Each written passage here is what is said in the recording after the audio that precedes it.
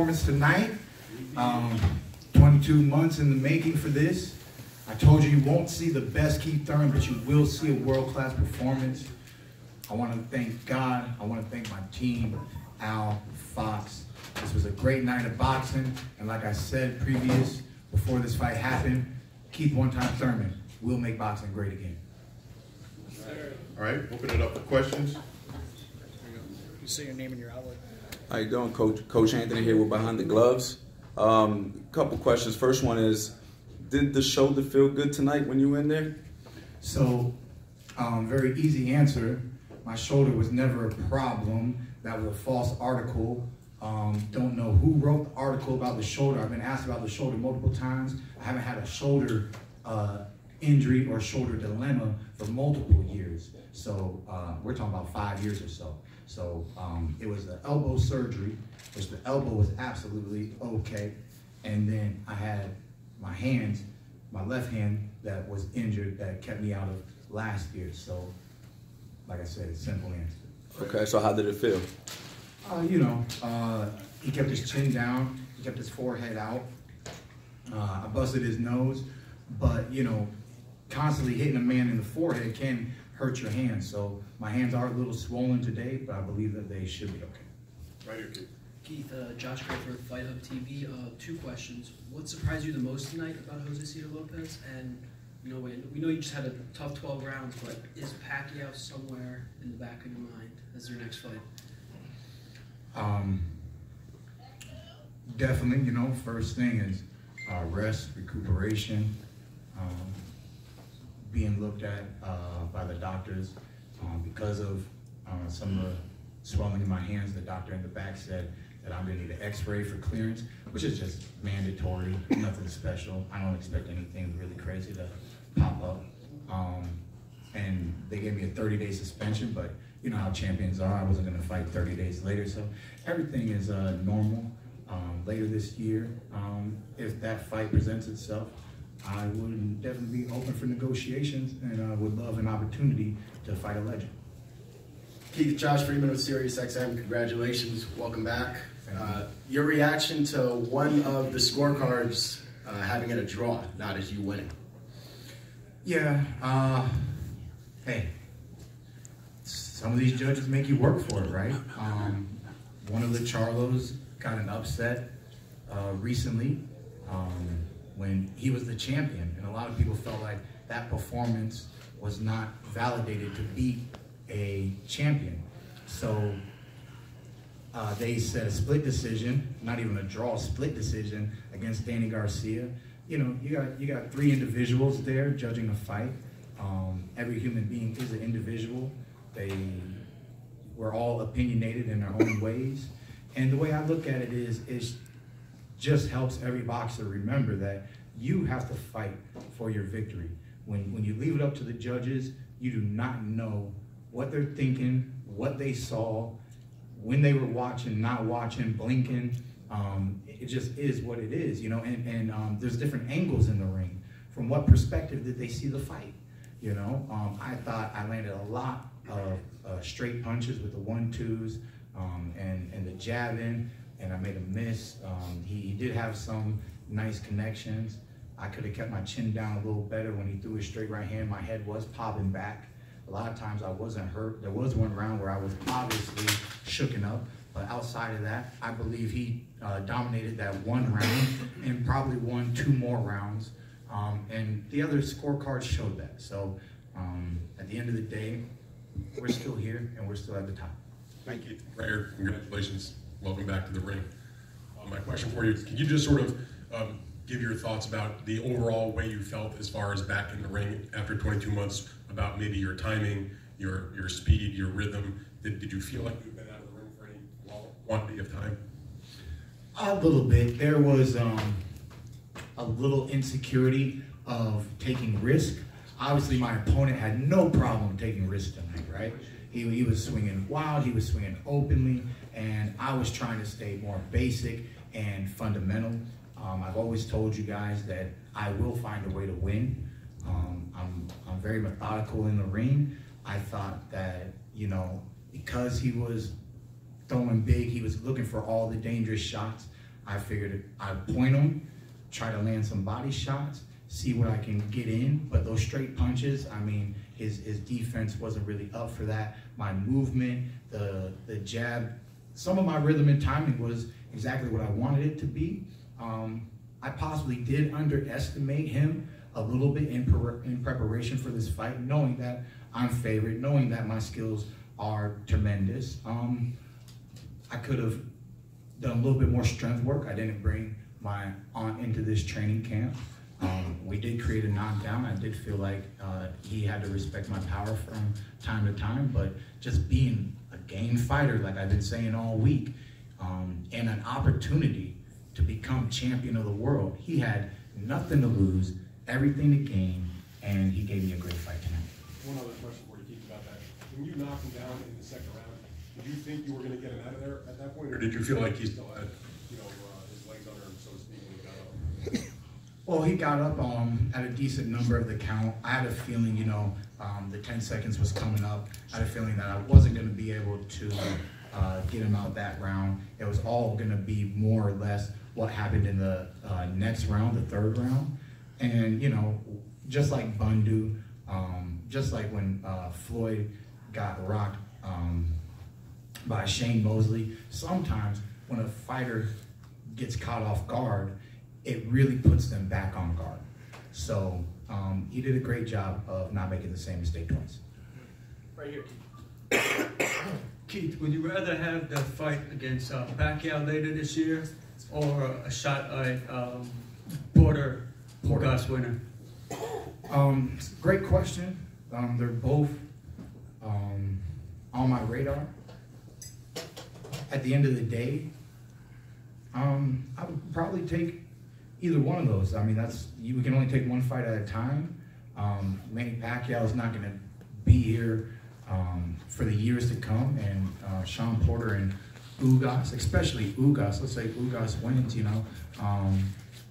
know, allowing him to have a title defense before fighting the obvious mandated champion Keith Thurman to get my WBC title back. You know, that's not the end of the world. And yeah, just fighting a legend, I just feel like the clock is ticking.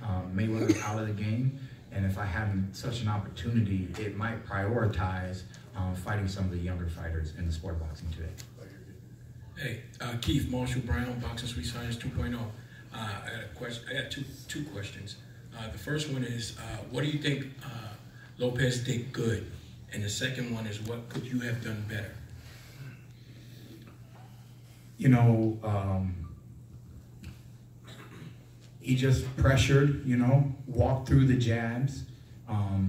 The movement was confusing for him. Keeping the jabs out there was confusing. I was able to switch up my jab and my hook. I think that because the changeup was there from the straight punch and the left hook, I possibly could have just committed more to, I'll call it a lunging left hook. Floyd used to throw this punch quite a bit. After he feint, he'd lean into the left hook. And Josecito Lopez had no problem leaning in.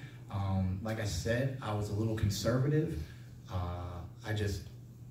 And that's what I'm gonna take away from this tonight, is that that Keith Thurman needs to have the confidence to take a little bit more risk in the battle, on the battlefield. You know, it's okay to be smart and box your way to victory, but the punch was there. I used my hand speed. You know, when you keep throwing the jab, it makes a fighter want to bring their right hand into the front of their face, and that's why mixing the jab with that hook it just was there. It was there several times, but I just wasn't giving it the oomph that I really could have. And outside of that, when I wasn't giving it the oomph, you know, whenever I lead it into the body, he was prepared for it. He has long arms. He kept his arms together well, protecting his body. I think when I was doubling up the hook to the head and landing some of those hooks to the head, instead of going body head, I could have went head body. And you know, 22 months out of the game, like I said, a little overconfident, but you live and you learn. You go back to the drawing board, and we're gonna stay champion, and we're gonna you know, Black History Month is coming up, so I'm gonna show you how great I am. Shout out to Muhammad Ali. Hey, how's it going? It's Ron from the Boxing Voice. I have two questions. The first one was in regards to how soon would you like to come back and fight again this year? And then with that being said, I know a lot of us probably know that you want to go fight Sean Porter after at some point. Terrence Crawford and Amir Khan, do they fit anywhere in that picture? You know, this is a get back year, and I think the greatest accomplishment that I can do to get back is to get back to my original status, being the unified welterweight champion of the world. What else is there to get back to? Yes, there's some other competition out there, but I'm pretty sure, you know, with no disrespect, you don't know what it feels like to be champion of the world. You don't know what it feels like to have 2 world titles and then reach your highest peak and then have to put yourself back at 1 title. 23 years in the game, and we just would like to reestablish the accomplishments that we've already achieved. So, you know, with that said, Crawford's going to be around in the future. Right here. Keith, Chris Glover, Trinity Group Media. Congratulations on a good performance tonight. Just my only question is, there's been a lot of names banded around just tonight. In an ideal world, who would you want next, and when and where would you want it? Do you want to get back into the big fights, pay-per-view level fights straight away? Well, you know, all I want to do is stay active, stay healthy, and really, like I said, restate my position at 147 at the top of the sport of boxing. When Keith Thurman fought Sean Porter on Showtime, it was Showtime's fight of the year. It was here in Brooklyn. It was a tremendous fight, you know. Sean Porter and Danny Garcia both wanted rematches with Keith Thurman. Now, I was injured. I gave up a world title so that they can fight and it can hold purpose and that there be merit in the battle. So Sean Porter was the winner of that fight. And I would love to give him that opportunity that I believe he deserves in a rematch. Obviously, he needs to defeat Ugas. Ugas is also a game fighter. He's not nobody to just bat an eye over. He could possibly create an upset. There was glimpses of an upset being created tonight. Boxing is a beautiful yet brutal sport. You cannot overlook any opponents at any time. You cannot reach too far into the future. So we will see what my team decides, what opportunities present themselves in the up and coming months. And when we are slowly getting into negotiations, you all will be some of the first people to hear about it. Josecito Lopez has joined us.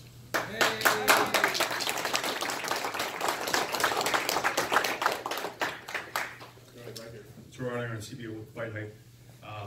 Actually, it's a good thing that Josecito walked in. I was just going to ask you, you mentioned being hurt in one of the rounds, obviously.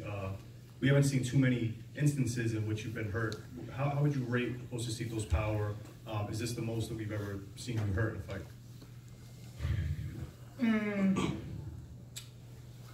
I don't believe it was the most that I've been hurt in a fight, but it was one of the greatest follow-ups after being dazed in a fight. It had to be the best follow-up that I've ever come across. So for those who follow Keith Thurman might remember Keith Thurman fighting Soto Carras. And in the first round, Soto Carras hit me with an overhand right, looping overhand right, while I was up against, right before I was up against the ropes, pushed me back to the ropes, followed it up with a right uppercut. In that instant, my legs buckled.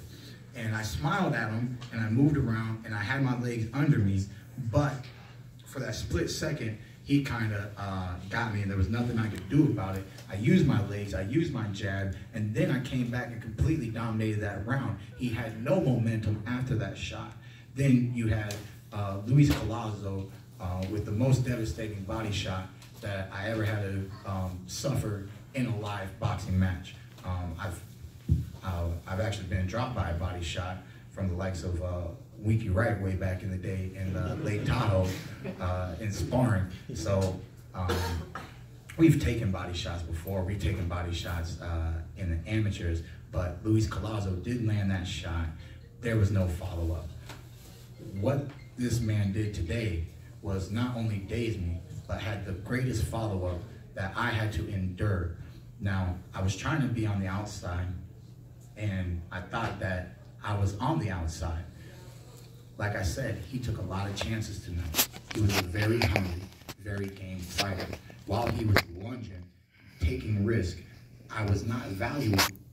I could not take into consideration how long his arms were when he leaned past his front foot, throwing that straight right hand, not looping punches. He kept throwing that straight right hand, straight down the pipe, and it happened to constantly make contact, and because it was solid contact, it snapped my head back. It snapped my head back again.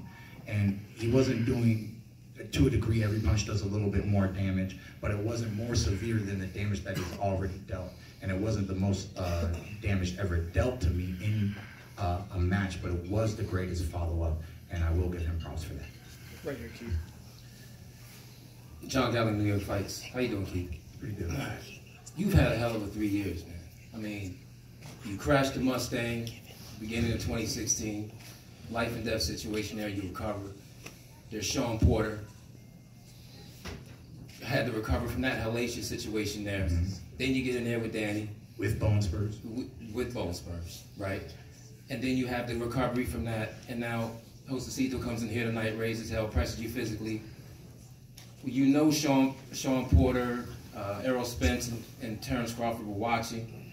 How much did you think about that as the fight is going on and trying to look good and everything else? And how do you maintain the desire to become or try to prove that you're the best welterweight in the world with all that you've gone through over the last couple of years? I'm kind of in the mood to keep pressing that Black History Month is coming up, because I'm not really going to be here in February. I'm going to be spending time with my wife in Japan. Oh, you got married too. Yeah, so Malcolm X said, a man that has no critics most likely has no success. Now, I believe, and I've always believed, that I will find a way to victory. There's many things that I've learned from my peers in the past, the likes of Jeff Lacey, Winky Wright, Chad Dawson, Andre Berto, and some people that I've never shared the ring with, the likes of Floyd Money Mayweather. I was at all of his fights in his 6-fight contract with Showtime. And what I learned from just being a spectator is if you want to be champion of the world, you need to win 7 rounds, 7 out of 12. And when I was a little unconvinced when he first gave himself the title, TBE, TBE, TBE, the best ever. We already had to get ready, listen to Money Made, Money Made, Money Made, making money, Money Made, Then he went through the TBE, and you got the Team Money Mayweather logo, then you had the TBE logos, and obviously all the logos made him more money at the end of the day, right? But even some of you guys were giving him criticism when he called himself the best ever. And I had to ponder on this, and I, obviously watched him film and watched his fights live.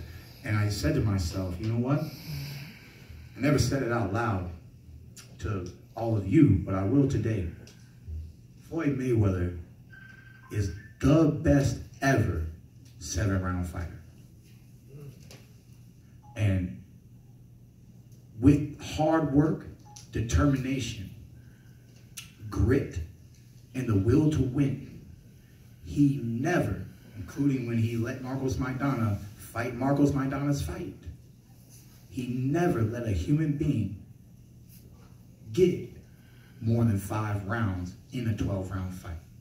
He made sure that he was the best 7-round fighter ever.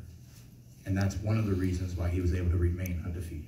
Okay, so we're gonna let Josecito make a statement, and Robert, we're gonna let you make a statement as well, and then we'll return to the questions. Go ahead, Josecito. All right, thank you. I want to thank everyone for being here. I want to be appreciative of the opportunity to fight for a world champion against a world champ like Keith Thurman. The fight didn't go my way. I felt it was a pretty close fight. I felt I might have pulled it off, but two of the scorecards I didn't think were very fair. I knew I had to really win some heavy rounds to pull off a victory, a decision. I'm a little disappointed with the outcome. I felt like if the same would have happened to me when I heard him, they would have stopped it in a heartbeat. It sucks that I didn't feel like I got a fair shake, but I'm okay with my performance. And if he considers himself to be the number 1, I want to see the number 2 through number 5. I feel like I'm right up there.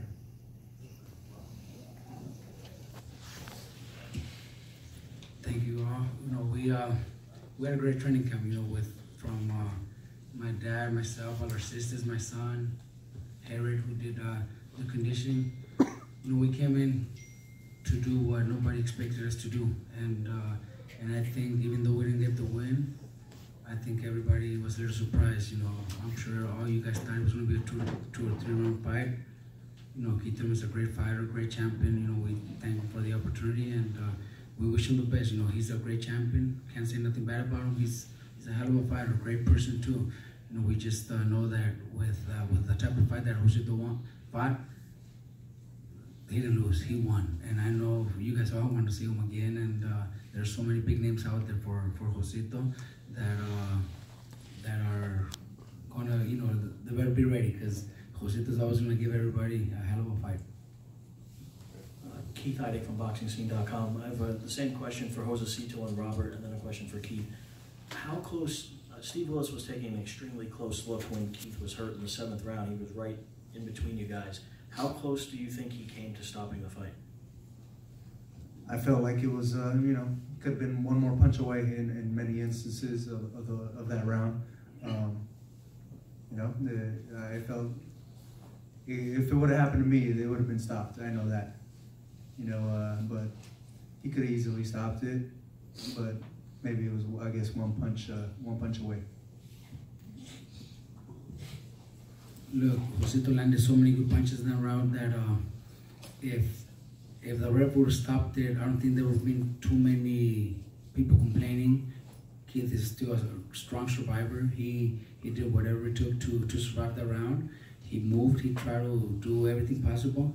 Josecito landed so many punches that if the ref would have stopped it, I don't think, he was very close to stopping it. I don't think there would have been too many people complaining. I think it would have been a fair stoppage, but he didn't. And look, and Keith still survived it and came back to continue boxing the way he was boxing.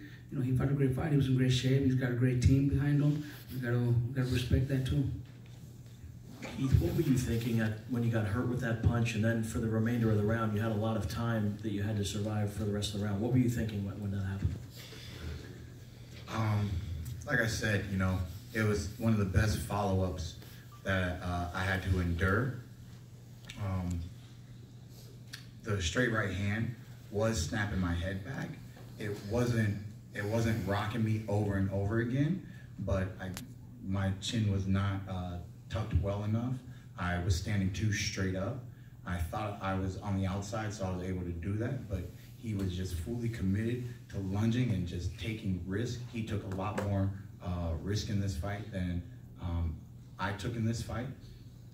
There was a little bit of nervousness because they're right. On certain degrees, at certain times, you don't know what a referee is going to do. And I was moving, and I felt like my movement was evidence that I was A-okay, because it was a tremendous amount of movement. And a lot of fighters that are not A-okay are gonna end up sitting on the ropes and gonna end up taking those punches. And then in that moment, even if the fighter doesn't go down, the ref has to really stand there and think about it and most likely stop the fight. But I think, you know, I possibly could have moved my hands a little bit more to show that I was okay. I was still game. I wanted to fight. But like I said, my movement was tremendous in that moment. I constantly was moving around the ring, taking punches, but you have to be a consciously aware fighter to move like that in that situation. When you're in a dangerous situation and you start getting hit and you start getting wobbled and then you get re-rocked and then move and then get re-rocked, it's very hard to stay consciously aware of your feet and where you want to go into the ring. So my ring awareness, I think, is what allowed the referee to look at me but say, you know, this guy's moving, he's doing his best, he's taking punches, but he's really, he is in the fight. And there was a moment where obviously it could have been one punch away, maybe at least into a knockdown. If it was devastating enough, landed clean enough, could have been a knockout. I tell you guys over and over again, the name one time isn't something that I can do to them, it's something that they can do to me.